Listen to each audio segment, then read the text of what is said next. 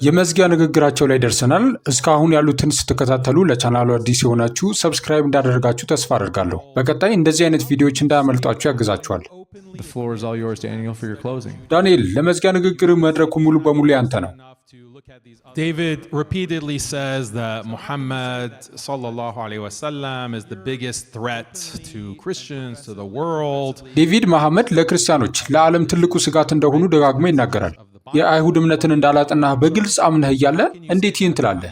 እነዚህን ሌሎች ሃይማኖቶች ለመመልከት በቂ ፍላጎት ስለሌለ አላልክም። ታዲያ መሐመድ ትልቁ ስጋት ናቸው እንዴት ትላለህ? ስለ ሌሎች ሃይማኖቶች አላዋቂነትን በግልጽ እየመሰከርክ ነው። እነዚህን የመጽሐፍ ቅዱስ ወይም የታልሙድ ምንባቦች አላነበብክም። አዝናለሁ። ታዲያ መሐመድ ትልቁ ስጋት ናቸው እንዴት ትላለህ? እንዲሁም እስልምና ትልቁ ስጋት ነው እንዴት ትላለህ? ሙስሊሞች ባለፉት 100 ዓመታት ውስጥ 5 ሚሊዮን ክርስቲያኖችን በጅምላ አልጨፈጨፉም። ያንን ያደረጉት ሙስሊሞች አይደሉም። ያንን ያደረገው ሌላ የህዝብ ክፍል ነው። ስለዚህ ስለ ትክክለኛው የክርስቲያኖች ደም እያወራህ ከሆነ ብዙ ያፈሰሱት ሙስሊሞች አይደሉም። ለመጥቀስ እስከ ሞት ድረስ የምትፈራው ሌላ የህዝብ ክፍል ነው። ወደ ክርስቲያኖች እምነት ስንመጣ ደግሞ አምላክ የለሽነት፣ ሊበራሊዝም፣ ኮሚኒዝም፣ እነዚህ ሁሉ አይዲዮሎጂዎች በክርስቲያን እምነት ላይ ካደረሱት ጉዳት አንጻር ሙስሊሞች ያን ያህል አላጠቁም። በማንኛውም ተጨባጭ መለኪያ ሙስሊሞች በእንግሊዝኛ ቋንቋ ካቀረቡት ከማንኛውም ነገር ይልቅ ያ እጅግ የላቀ ስጋት ነው። እንደምታውቀው የሙስሊሞች ስራ በጣም የተገደበ ነው። የጥራት ደረጃውም ይለያያል። እንዴት ነው የክርስትና እምነት ስጋት የብልግና ባህል፣ በክርስቶስና በመጽሐፍ ቅዱስ እንዲሁም በእግዚአብሔር ቃል ላይ የሚሰነዘር ስድብ ባህል ያልሆነው? በሙዚቃ፣ በፊልሞች፣ በመዝናኛ በኩል ከእያንዳንዱ ስልክ የሚሰራጨው ትልቁ ስጋት ያ መሆን አለበት። እኔ ሁሉም አይሁዶች እንደዚያ ናቸው እያልኩ አይደለም። ሁሉም ነገር የተደረገው በአይሁዶች ነው እያልኩ አይደለም። እኔ የምለው ያንን አይደለም። ነገር ግን በብዛት የተወከሉ ናቸው። እናም በዚያ ውስጥ የተወከሉ ሌሎች የህዝብ ክፍሎችም አሉ። ለምን ይህ ለክርስትና ትልቁ ስጋት አልሆነም? ዴቪድ ይህንን በትክክል አያብራራም። ዴቪድ ቃሉን እንደ እግዚአብሔር ካልወሰዳችሁ ወይም በመጽሐፍ ቅዱስ ውስጥ ያሉ ቃላቱን እንደ ወንጌል ካልወሰዳችሁ ለኢየሱስ ትልቅ ክብር አለመስጠት ነው ይላል። ይህ የመጨረሻው ክብር ማጣት ነው። እንግዲህ ይህን የሚያደርጉ ብዙ ሰዎች አሉ። ሙስሊሞች ብቻ አይደሉም። አይሁዶች ራሳቸው የኢየሱስን ቃል አያከብሩም። አዲስ ኪዳንን አያከብሩም። እንደ እርኩሰት ነው የሚያዩት። እንደ ጣዖት አምልኮ ነው የሚያዩት። እኔ ደግሞ ሙስሊሞች ክርስቲያኖች ሃይማኖታቸውን እንዲተገብሩ እንደሚፈቅዱ በማንሳት ንጽጽር አደረግኩ። ሙስሊሞች በፖለቲካ ስልጣን ላይ ሲሆኑ ክርስቲያኖች እንደ አህሉ ዚማ ወይም ጥበቃ የሚደረግላቸው ሰዎች ሆነው ሃይማኖታቸውን እንዲተገብሩ ይፈቅዳሉ። አይሁዶች ይህን አይፈቅዱም። አይሁዶች ስልጣን ሲኖራቸው ይህንን አሁን ባለው እስራኤል ውስጥ በክርስቲያኖች ላይ በሚደርሰው ስደት ማየት እንችላለን። እናም በግልጽ እየተናገሩት ነው። የፈለጋችሁትን ያህል ሳቁ። እየተሰደድን ነው ብለው በግልጽ እየተናገሩት ነው። ታከር ካርልሰን ሳይቀር እነዚህን ክርስቲያኖች ቃለ መጠይቅ እያደረገ ነው። አብያተ ክርስቲያኖቻቸው በቦምብ እየተደበደቡ ነው እያሉ ነው። አብያተ ክርስቲያናት በቦምብ መደብደባቸው ላይ ሳቁ። በፍልስጤም ውስጥ የነበረችው ጥንታዊት ቤተ ክርስቲያን በእስራኤል መከላከያ ሰራዊት ወድማለች። ለእስራኤልና ለአይሁድ እምነት ባሪያ ከሆናችሁ ይህ ትልቅ የመሳቂያ ነገር ነው። ዴቪድ ብዙ አይሁዶችን አውቃለሁ፣ እናም በፊቴ ኢየሱስ ክርስቶስን ሰድበው አያውቁም ይላል። እርግጥ ነው ኢየሱስ ክርስቶስን በአንተ ፊት አይሰድቡም፣ ምክንያቱም አንተን እንደ አህያ ነው የሚያዩክ። ሊጠቀሙብህ ይፈልጋሉ። ታላቁ አጋራችን እስራኤል ናት፣ አይሁዶችም ታላላቅ ጓደኞቻችን ናቸው ብለህ የዋህ ክርስቲያኖችን እንድትሰብክ እንደ ባሪያ ሊጠቀሙብህ ይፈልጋሉ። ዴቪድ ሞኝ እያደረጉ ነው፣ ምክንያቱም በእርግጥ የሚያምኑት ይህንን ነው። እናም ይወጣል፣ በባህሉ በኩል ይወጣል። በመጽሐፍት፣ በፊልሞችና በመሳሰሉት በሚወጡት በእነዚህ ስድብ የተሞሉ ምርቶች በኩል ይወጣል። እንዲሁም በቅዱስ መጽሐፋቸው ውስጥም አለ።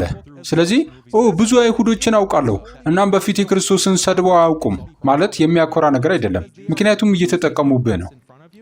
And then finally, I want to bring up politics because, again, the biggest supporters of Israel in the United States are the Republican Christians. እናም በመጨረሻ ስለ ፖለቲካ ማንሳት ፈልጌ ነበር፣ ምክንያቱም እንደገና በአሜሪካ ውስጥ የእስራኤል ትልልቅ ደጋፊዎች የሪፐብሊካን ክርስቲያኖች ናቸው። እናም አሁን ከኤፕስታይን ውዝግብ ጋር በተያያዘ ምን እየተከናወነ እንዳለ ተመልከቱ።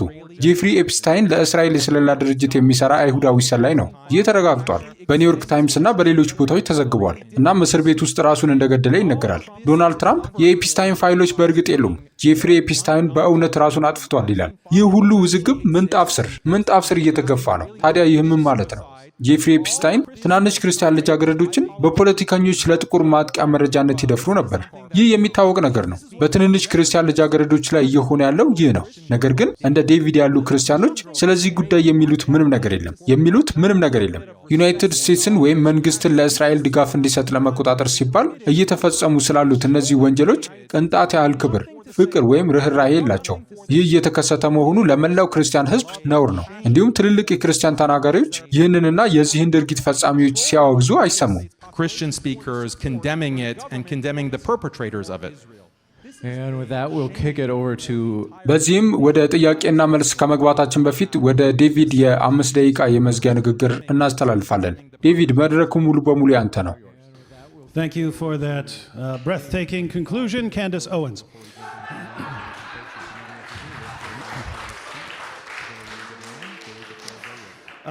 So Daniel says, how can I possibly say that Muhammad is the greatest threat? Well, he's not. He's dead. What I said was...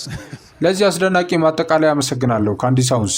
ስለዚህ ዳንኤል መሐመድ ትልቁ ስጋት ነው እንዴት ትላለህ ብሎ ይጠይቀኛል። እሺ፣ እርሱ ትልቁ ስጋት አይደለም፣ ሞቷል። እኔ ያልኩት ስለ ሐሰተኛ ነቢያት ኢየሱስ የሰጠው ማስጠንቀቂያ ግልጽ ማረጋገጫ መሐመድ ነው። ስለዚህ ኢየሱስን ማክበር ከፈለጋችሁ እርሱ ስለ ሐሰተኛ ነቢያት የሰጠውን ማስጠንቀቂያ ማክበር አለባችሁ። መሐመድ ደግሞ ኢየሱስ ስለ ሐሰተኛ ነቢያት ለተናገረው ፍጹም ማረጋገጫ ነው። ዳንኤል እስልምናን መቃወም ለምን እንደሚያስፈልግ ለሚያቀርበው ሁለተኛ ደረጃ ምክንያት እንደ ዋና ምሳሌ የሚጠቀስ ይመስለኛል። ምናልባት ይህንን ከታከርና ከካንዲና ከመሳሰሉት ካላገኘው በስተቀር እኔ ግን እንደዚህ አይመስለኝም። ቅልቅል ነው። ነገር ግን የሙስሊም ምንጮችን አንብቡ። በእምነቱ የሆነው ይኸው ነው። መሐመድ በመካ ውስጥ ለዓመታት ሲሰብክ ቆየ። ነገር ግን ለጣዖት አምላኪዎች እየተናገረ ነበር። በአይሁዶች መጽሐፍት ላይ ባለው እምነት ምክንያት በመጨረሻ ከአይሁዶች ጋር ስንገናኝ እነርሱ እንደ ነቢይ ያረጋግጡልኛል ይላቸው ነበር። እነርሱ እንደ ነቢይ ያረጋግጡልኛል። በመካ ዓመታትን አሳልፏል። ለጣዖታት አምላኪዎች ሲናገር ይህንን እንደ ማስረጃ ይጠቀምበት ነበር። በመጨረሻ መሐመድ ወደ መዲና ሲደርስ አይሁዶች ሊስቁበት ዝግጁ ነበሩ። በዚህ የማይረባ ነገር ነቢይ ነኝ ብለህ ታስባለህ አሉት። ነገር ግን መሐመድ በቶራ መለኮታዊ ምሪት መጠበቅና ስልጣን ያምን ስለነበር በዚያ ውስጥ ትንቢት እንደተነገረለትና ነገሩ ግልጽ እንደሆነ እርግጠኛ ነበር። አይሁዶች በዚያ ውስጥ የለህም፣ ሐሰተኛ ነቢይ ነህ እያሉ ከሆነ ምን ማለት ነው? እርሱ እንደሚያምነው ያን ያህል ግልጽ ከሆነ የለህበትም የሚሉት አይሁዶች እየዋሹ መሆን አለባቸው፣ ክፉዎች መሆን አለባቸው። እናም ሰዎችን ከእውነት ለማራቅ እየሞከሩ መሆን አለባቸው ማለት ነው። ስለዚህ ጥላቻው የመጣው ከዚህ ነው። ለዚያም ነው በመጨረሻ አይሁዶችን እስክታጠፉ ድረስ መጨረሻው አይመጣም ወደሚለው የደረሰው። የመሐመድን ፍሬ ማየት ትችላላችሁ።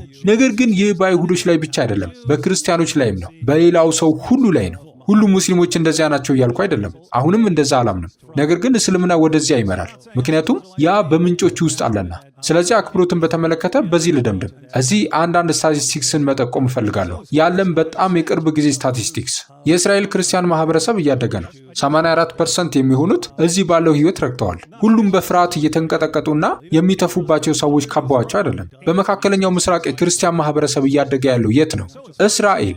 ያ እውነታ ነው። ያ ስታቲስቲክስ እውነታ ነው። ስለዚህ ሄይ አይሁዶች ክርስቲያኖችን ማሳደድ የለባቸውም፣ ክርስቲያኖች አይሁዶችን ማሳደድ የለባቸውም፣ ክርስቲያኖች ሙስሊሞችን ማጥቃት የለባቸውም፣ ሙስሊሞች ክርስቲያኖችን ማጥቃት የለባቸውም የሚሉ ችግሮች አሉ ማለት ከፈለጋችሁ ከእነዚህ ውስጥ የትኛውን ማለት ትፈልጋላችሁ? ጥሩ። ነገር ግን ዝም ብላችሁ ነገሮችን አትፍጠሩ። መዋሸት አቆሙ። በረጅም ጊዜ ራሳችሁን ታሳጣላችሁ። But just don't make stuff up. Stop making stuff up. You discredit yourself in the long run. So as far as our actual topic, which, we've only kind of touched on here and there. ስለዚህ ወደ ዋናው ርዕሳችን ስንመጣ እርግጥ ነው አልፎ አልፎ ብቻ ነው የነካ ነው። አክብሮትን በተመለከተ ኢየሱስን የበለጠ የሚያከብረው የትኛው ሃይማኖት ነው? እስቲ አስቡት። ሙስሊሞች በቁርአን ውስጥ ማንኛይቱም ኃጢአትን ተሸካሚ ነፍስ የሌላውን ኃጢአት አትሸከምም የሚለውን ጥቅስ ያነባሉ። ማንኛይቱም ኃጢአትን ተሸካሚ ነፍስ የሌላውን ኃጢአት አትሸከምም። ይህንን ያነቡና ስለ ኃጢአት ሸክም እያወራ ነው ይላሉ። ይህ ለክርስትና ምላሽ ነው። ክርስቲያኖች ኢየሱስ ስለ ኃጢአታችሁ ሞተ ይላሉ። ሙስሊሞች ደግሞ ማንኛይቱም ኃጢአትን ተሸካሚ ነፍስ የሌላዋን ኃጢአት አትሸከምም የሚለውን ያነባሉ። እናም ይህ ማለት ማንም የሌላውን ሸክም መሸከም አይችልም ማለት ነው። እያንዳንዱ ሰው የራሱን ኃጢአት ብቻ ነው መክፈል ያለበት ይላሉ። ጥቅሱ የሚለው ይህንን አይደለም። ጥቅሱ ማንም የሌላውን ሸክም መሸከም አይችልም አይልም። ጥቅሱ የሚለው ማንኛይቱም ኃጢአትን ተሸካሚ ነፍስ የሌላዋን ኃጢአት አትሸከምም ነው። በሌላ አነጋገር ቀድሞውንም የኃጢአት ሸክም ያለበት ሰው ለአላህ እኔ የዚያን ሌላ ሰው የኃጢአት ሸክም እሸከማለሁ ለማለት በሚችልበት ደረጃ አይደለም ነው። ታዲያ ይህ ምን አይነት በር ክፍት ያደርጋል? ምንም አይነት የኃጢአት ሸክም የሌለበት ሰው ለሌሎች ሕይወቱን አሳልፎ ሊሰጥ የሚችልበት በር ነው። ስለዚህ እዚህ እያወራን ያለነው ስለ አክብሮት ነው። በቀኑ መጨረሻ የእስልምና መልእክት ያ አንድ ኃጢአት የሌለበት ሰው፣ ያ የሌሎችን ሁሉ ሸክም መሸከም የሚችለው አንድ ሰው ያንን አላደረገም የሚል ነው። የክርስትና መልእክት ግን የሌሎችን ሸክም መሸከም የሚችለው ስለ ሌሎች ኃጢአት መክፈል የሚችለው ያ አንድ ሰው ያንን አደረገ የሚል ነው። ታዲያ ኢየሱስን በይበልጥ የሚያከብረው የትኛው ሃይማኖት ነው? So which religion respects Jesus more? Thank you very much for that closing statement.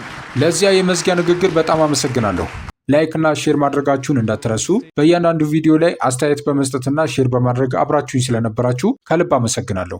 በታማኝነት በየወሩ 50 ብር ለዚህ አገልግሎት መስጠት የማይከብዳችሁ ክርስቲያኖች በዚህ ስልክ ቁጥር አጭር የጽሑፍ መልእክት በመላክ ተመዝግባችሁ አብራችሁን አገልግሉ። ከተመዘገባችሁ አገልግሎቱን በተመለከተ አጫጭር መልእክቶች በስልካችሁ የሚደርሷችሁ ይሆናል። ከዛ በተጨማሪ ለአገልግሎቱ ማድረግ ልዩ ስጦታ መስጠት የምትችሉ ደግሞ ይህንን የባንክ ቁጥር ተጠቀሙ። ስለተሳትፏችሁ እናመሰግናለን።